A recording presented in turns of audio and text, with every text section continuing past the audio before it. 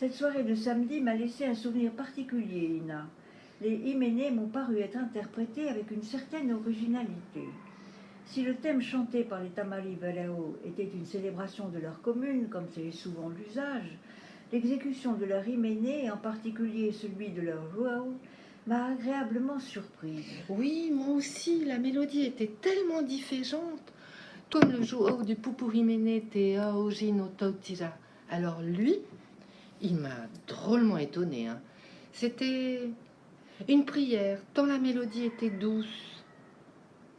Les jeunes Nina semblent avoir pris une certaine liberté avec le rythme. C'est bien d'ailleurs. Oui, c'est bien, c'est super. Quant au Pupurrimene de Paparato Ufenua, j'ai été subjuguée par la maîtrise du très jeune Jaratija.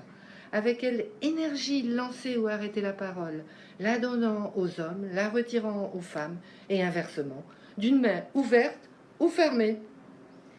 Et voilà Hiro qui nous revient avec Tahiti, Yaululutunoa, un nouveau groupe Ina. Sa pirogue à voile est là, la navigation commence, et Tanemanu, l'oiseau aux plumes rouges, est tué malheureusement par les frères de Hiro.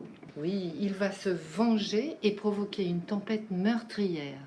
Les danseuses vêtues de pagés bleus formaient les vagues qui déferlaient contre la pirogue et son équipage. Elles avaient autour du cou un ruban de tiare. On aurait dit l'écume des vagues. Oui, oui, c'est tout à fait ça, c'est l'écume des vagues. Et poussées par Tanemanu, elles avançaient, se balançant, tourbillonnant, pour arriver à engloutir les marins terrorisés. Le tableau de cette tempête châtiment était très réussi.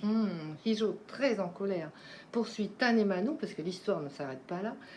Et ce moment de poursuite était aussi très beau. Hiro n'a pas attrapé l'oiseau, mais calmé, il a pu voyager et découvrir Urutu. Alors tous les danseurs et danseuses ont dessiné la forme de l'île sur la Seine. Ouais, c'est une idée.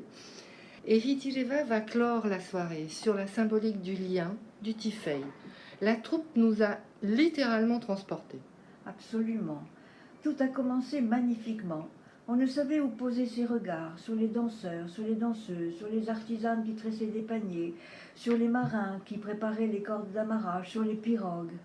Oui, mais on a compris qu'il était temps de partir. La voile se lève au milieu des danseurs. Le bateau, poussé par le vent arrière, s'en est allé. C'était magique, Michel. J'ai bien aimé aussi le passage du tapa au calico, illustré par les tenues européennes des danseurs. Les hommes portaient pantalons sombres et chemises blanches, les femmes de robes longues blanches. Ce moment aussi était très réussi, Ina. Ce métissage vestimentaire très symbolique, c'était top! Très symbolique aussi était ce tamouré, où les danseurs et les danseuses se sont cherchés, se sont retrouvés, ont fusionné pour finalement former un seul et même tissu, le tissu de notre identité, Ina. Un texte bien poétique. On reconnaît là la plume de Jackie Briand. Oui, vite à la semaine prochaine. À la semaine prochaine, Ina.